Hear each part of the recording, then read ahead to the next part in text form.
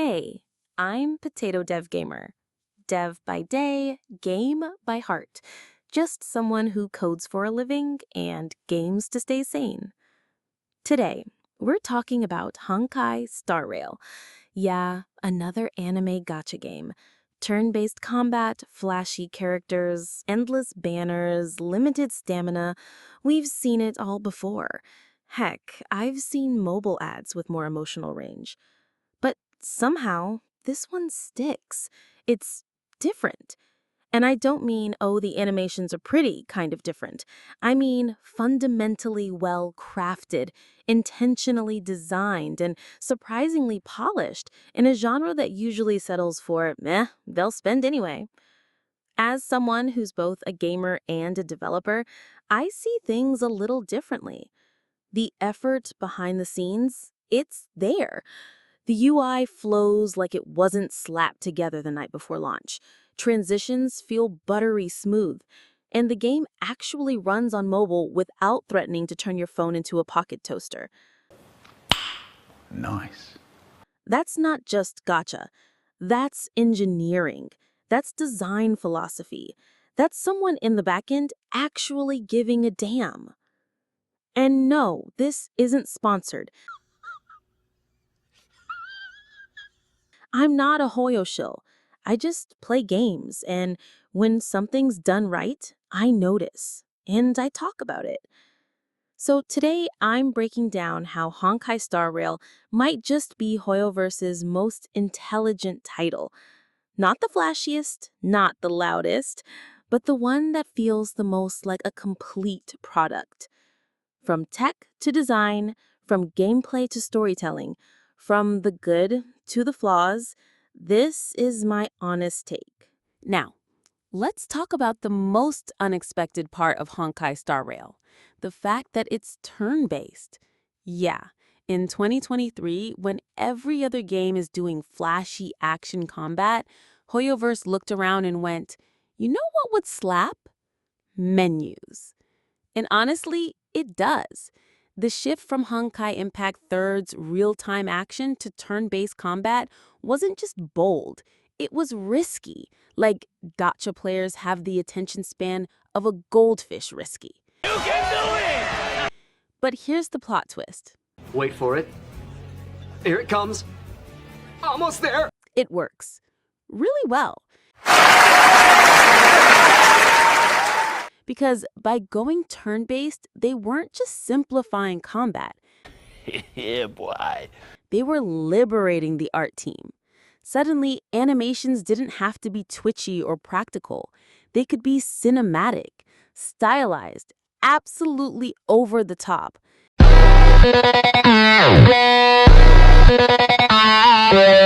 Every move feels like a mini anime episode. You've got ultimates that drop full camera sequences, pose-heavy finishers, and boss fights that look like you're interrupting a cutscene with violence. And let's be real, turn-based combat also allowed them to sync storytelling and gameplay in a way real-time systems often fumble. They're not juggling combo timers here. They're crafting moments. It's the kind of design choice that makes you realize sometimes slowing down lets the game actually breathe. And for a studio that's always been flash over depth, HSR is surprisingly thoughtful. All right, now we're entering my favorite part. Yeah, boy. The stuff most people don't notice unless they've been in the trenches writing code at 2 a.m. with 3 terminal windows and a deadline breathing down their neck. Let's talk tech. Because Honkai Star Rail doesn't just look polished, it feels polished. And that kind of smooth experience doesn't happen by accident. Let's start with transitions. Everything from opening the character screen to jumping into combat, it's snappy. Fluid. No awkward hitching, no please wait while your memory leaks load moments.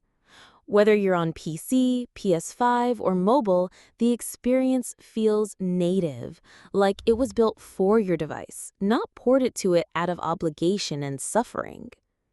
And don't even get me started on the UI. This is one of the few gacha games where the menu navigation doesn't feel like an obstacle course. Inputs are responsive, button logic is consistent, tab transitions are instant. You know what that tells me? Clean front-end architecture. Oh my god! Wow! Modular component trees, and probably a back-end team that actually tested stuff instead of pushing to prod and prank. Nice. Even animations, they're synced perfectly across platforms. No desync, no stutters, no half-baked effects. You can tell there's an optimized rendering pipeline that was tuned with love, hate, and way too many GPU profiling tools. And let's not ignore the fact that it's running this smoothly while juggling character assets, voice lines, particle effects, and occasionally a sentient train. It's stable, it's consistent, and for a live service game, that's rare. Like, devs actually slept this month. Rare. Honkai StarRail doesn't just run well. It runs like it was built by people who wanted it to be good. And as a dev, I respect the hell out of that. And let's be honest, a lot of what HSR gets right now comes from Hoyo vs. Trial by Fire with Genshin Impact. Genshin was the lab rat, the live service guinea pig. It stumbled, lagged, exploded phones, and made devs rewrite systems on the fly. But it also paved the way. The UI toolkit, tested in Genshin.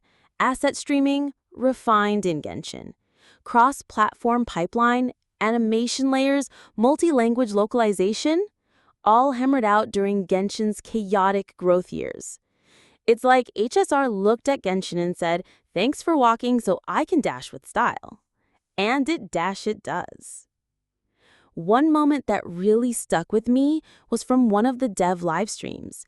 They explained how Herta's ultimate, that flashy AoE ice spin, was originally supposed to play out for every enemy individually.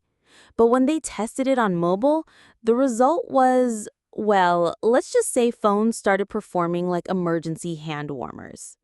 So what did they do? They changed the sequence to fire once, visually compressing the effect while still keeping the impact. Same flare, way less smoke coming out of your phone.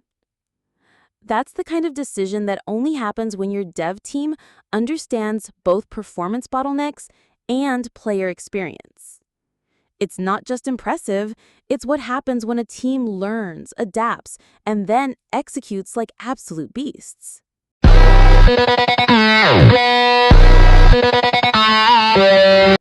So yeah, credit where it's due. Genshin walked so StarRail could sprint. And watching that evolution, it's kind of beautiful. Even if it does still burn through RAM like it's popcorn. Now let's talk about one thing that completely blindsided me, the writing. And I know, it's a gacha game, bro. Skip button exists for a reason. But hear me out. Honkai StarRail story is actually good. Like, not good for a gacha game, just genuinely well written. Especially early on, Belobog, absolute peak. Intrigue, politics, layered motivations, and a twist that didn't feel cheap. Characters were well developed, dialogue was sharp, and the pace.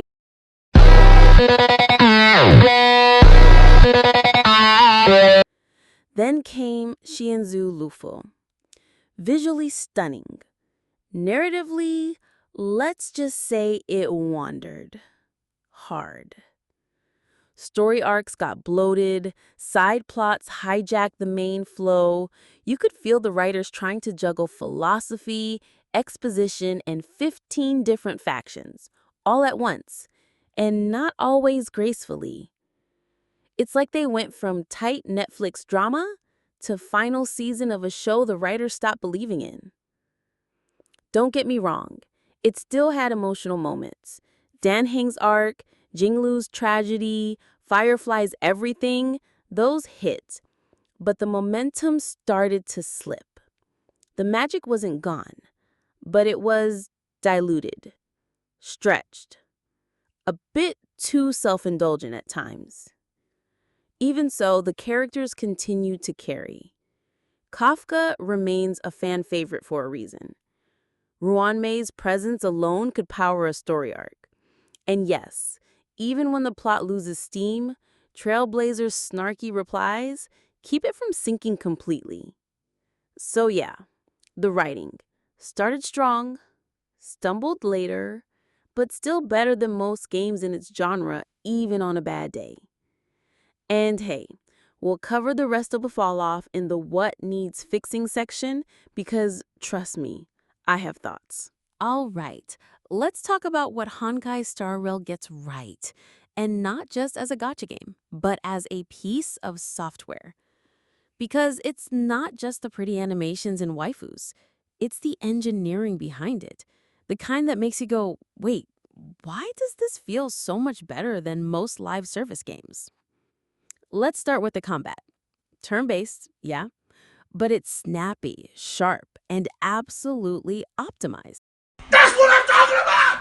That's why he's the MVP! That's why he's the GOAT! The GOAT! There's no input delay, no frame stutters when chaining skills. Oh my god! Wow! Ults trigger instantly. Animations execute without dropping a single frame, even on mobile. This isn't just good code. This is smart memory management.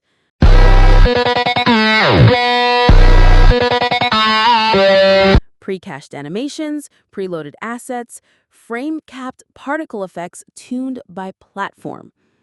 Damn! This kind of optimization doesn't happen by luck. It happens when your engine knows where it's running and the people behind it know what they're doing.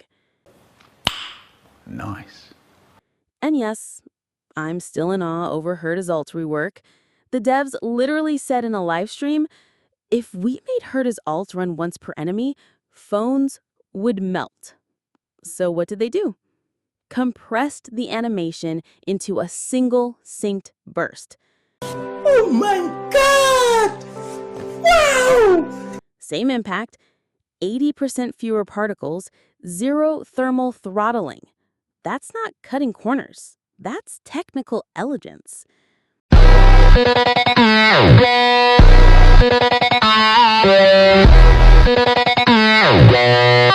Let's talk transitions. Whether you're jumping into combat, swapping menus, or opening up SU7, everything is fluid. Not just fast, deliberately engineered to feel fast. Yeah, boy. Menus don't lag. Scroll speed matches device refresh rate. On mobile, the UI scales dynamically so you don't get weird overflow bugs. Even hover and touch logic are refined. That means platform-specific input mapping is properly done.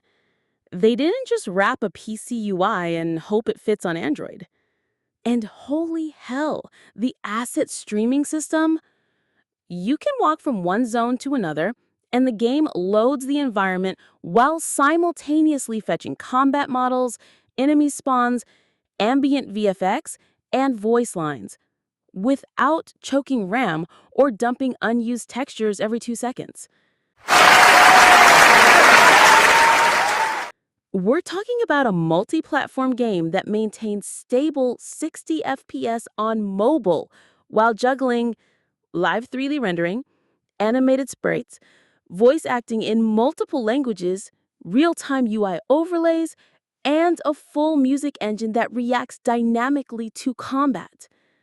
Damn! That's not easy. That's pipeline optimization. That's efficient garbage collection. That's threaded asset loading on a game engine that most studios wouldn't even dare to port to mobile. Also, the UI. As a dev, it's low-key insane how usable this UI is. State management, clean. Modal windows, always predictable. Pop-ups, Animations never clip or overlap. I'd bet money they're using a heavily customized component tree and isolating render regions so only what changes gets redrawn. No flickering, no layout shift. Even font hinting and accessibility settings are accounted for. Add to that fast login with low server overhead, session resume that doesn't kick you every 5 minutes, localized error handling that actually works, push updates that don't brick your build, and events that arrive without needing full client redownloads. That's back-end orchestration done right. CDN prefetch, edge caching, async update delivery with differential patching. This thing is a monster of a system.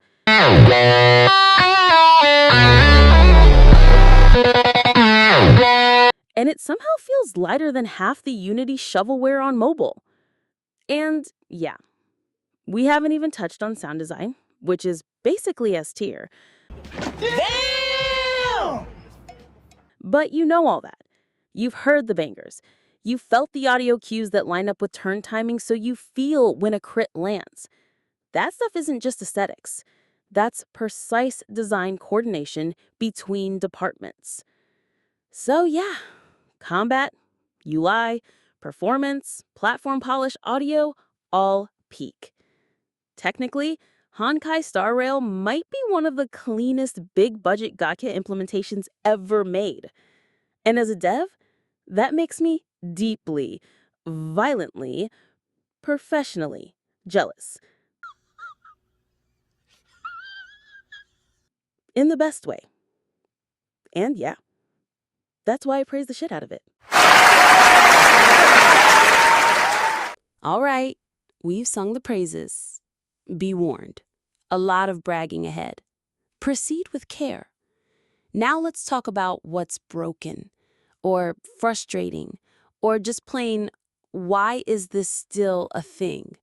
Because as much as I respect Honkai Star Rail, it's far from perfect. And some of these issues, they feel like deliberate design sins. Let's start with the elephant in the room. HP inflation. No! God, please, no! No! No! No! At some point, the devs decided that challenging content means let's give this boss 4.2 million HP and 17 mechanics, but your ult doesn't do more than a scratch. It's not hard. It's not tactical. It's just tedious. You're watching bars drain slower than motivation in a 9 a.m. sprint planning. Want to spice things up? Design better enemy interactions, not HP sponges with 4 shields and a respawn mechanic that resets your sanity. Next, the story quality. Now, I've praised the early writing. Belobog, peak. Xianzhou, visually wild, narratively messy. But after Penacony,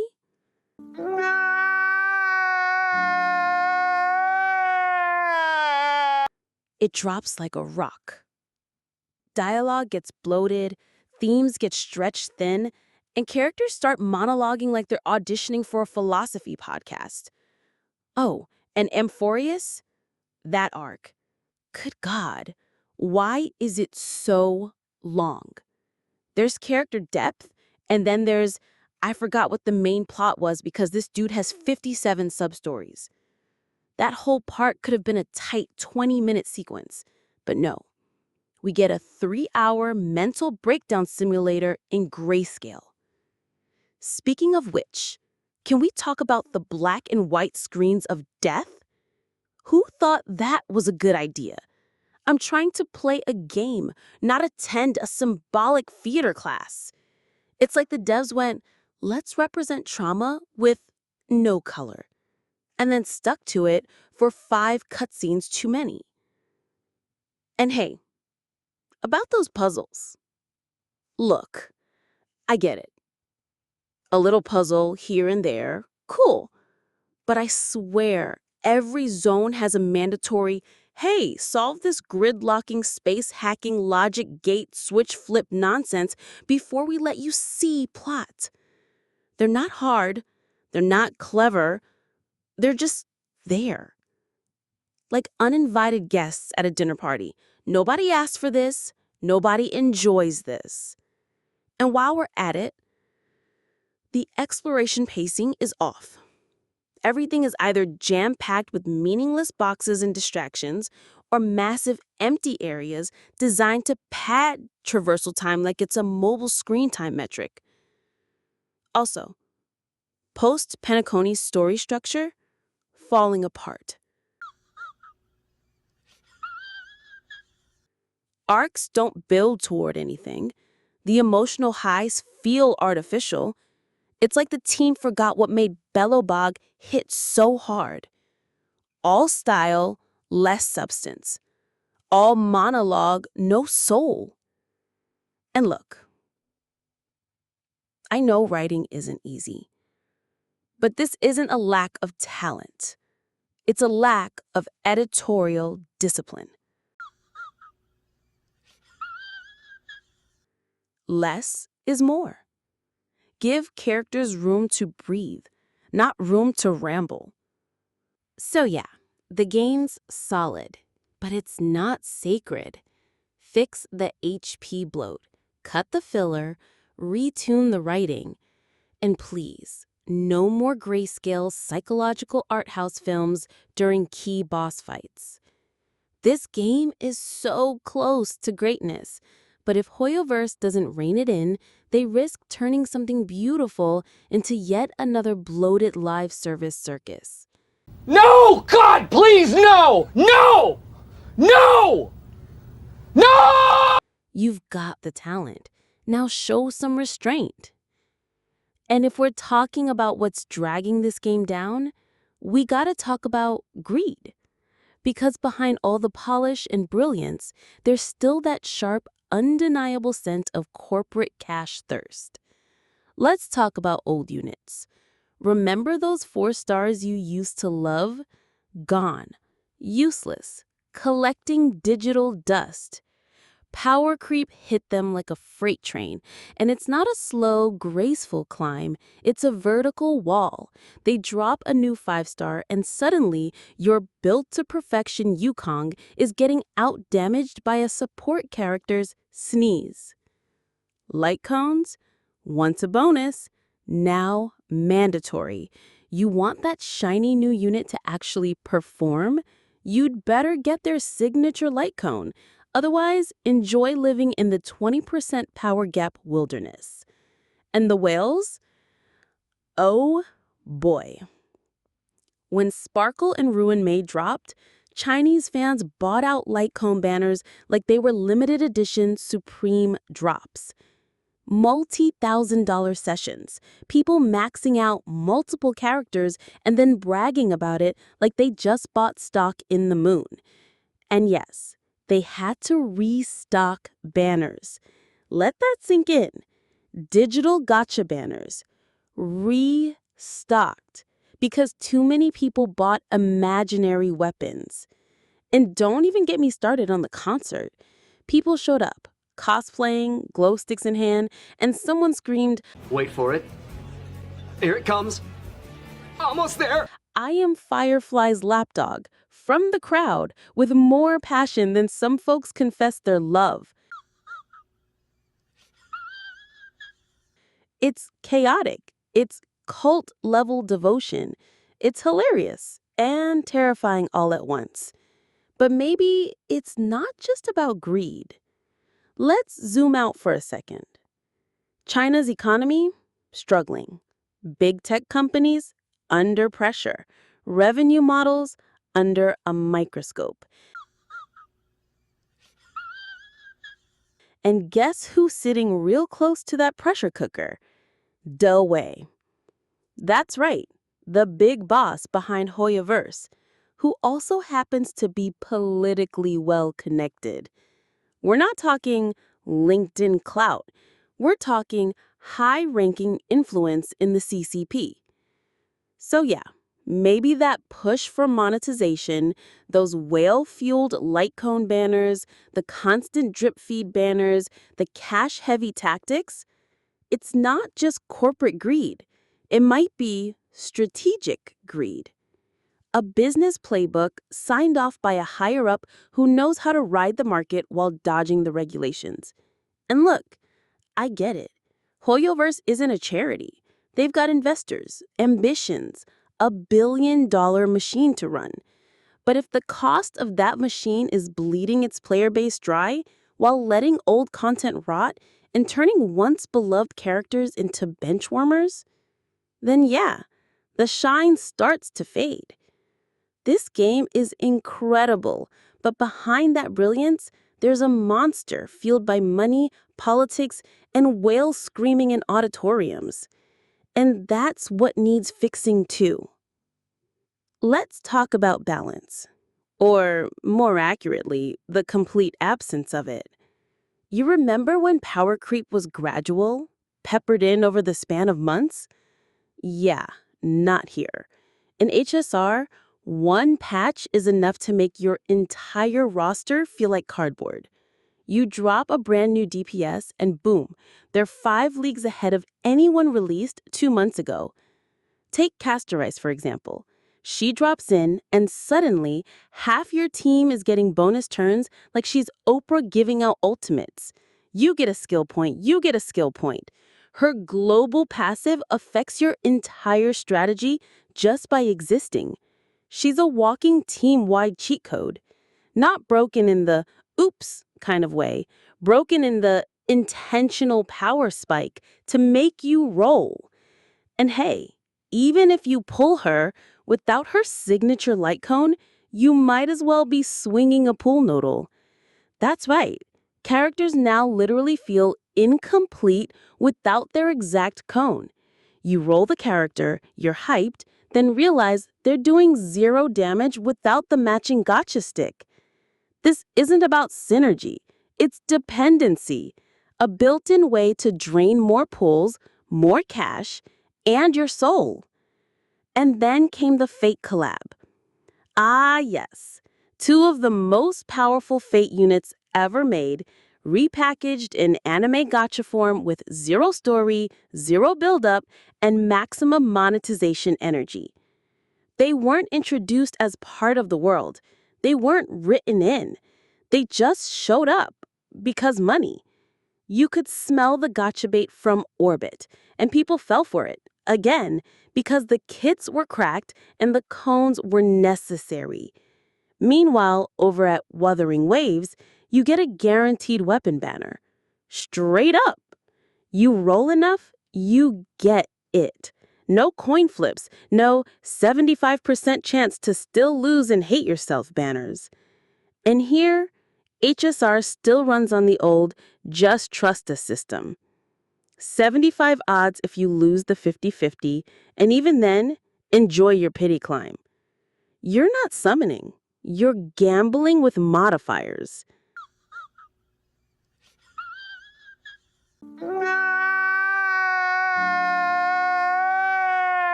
Look, I get it.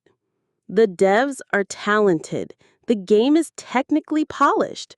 But this gotcha model, it's not about enjoyment. It's about extraction. And if they keep pushing it this far, with power creep, dependency, and weapon banner shenanigans, eventually, even the whales will start asking, is this still worth it? Because for everyone else, it's already getting hard to say yes. And if we're being real, power creep didn't just sneak in. It exploded. Some people say it started with Ruin May. Others point to Acheron as the true beginning of the spiral. Either way, we're knee-deep in a stat-stuffed, one-patch meta dumpster fire. Every new unit is stronger than the last.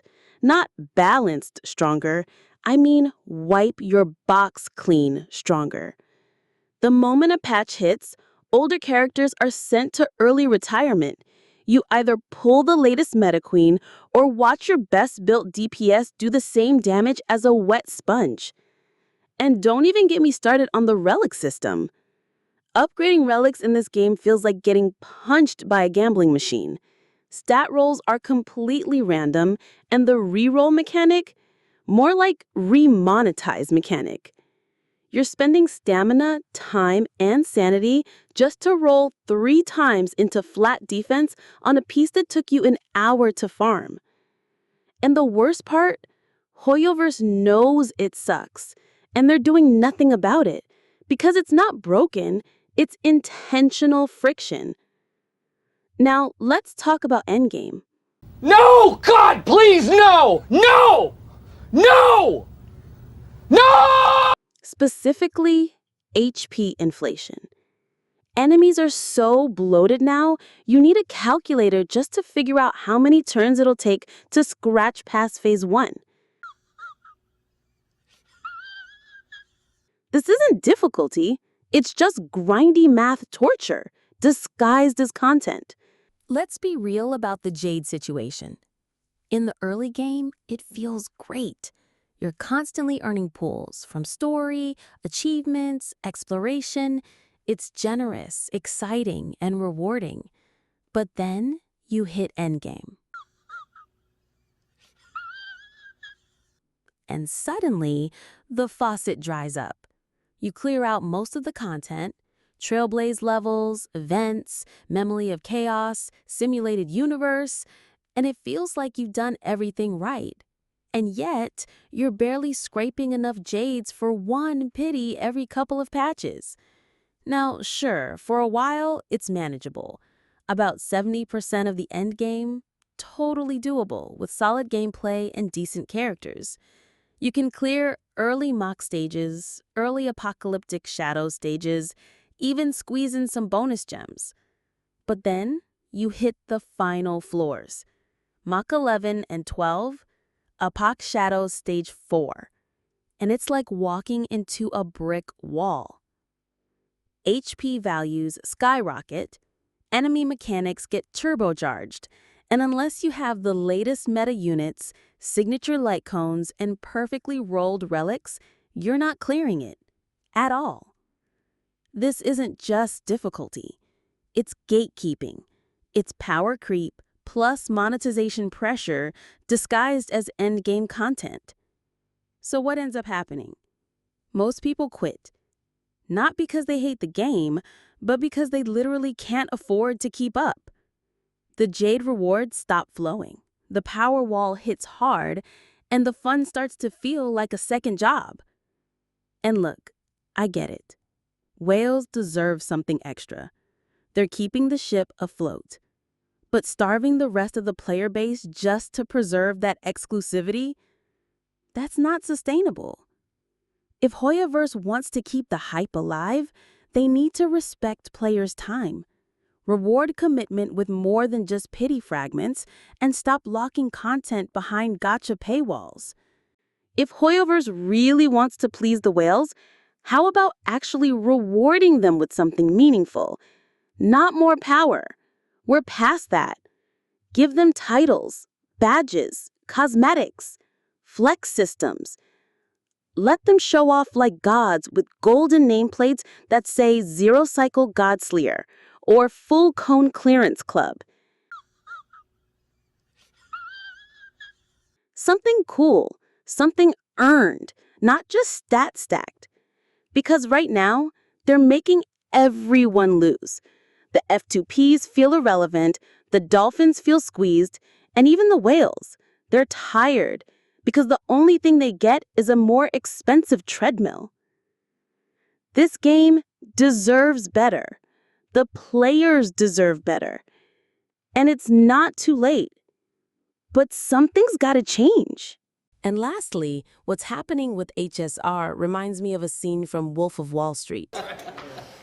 What we're gonna do is this. First, we pitch them Disney, AT&T, IBM, blue chip stocks exclusively. Companies these people know. Once we've suckered them in, we unload the dog shit, the pink sheets, the penny stocks, where we make the money. 50% commission, baby. So, after all that, The praise, the frustration, the memes, the tech deep dives. You might be wondering, why do I still play Honkai StarRail?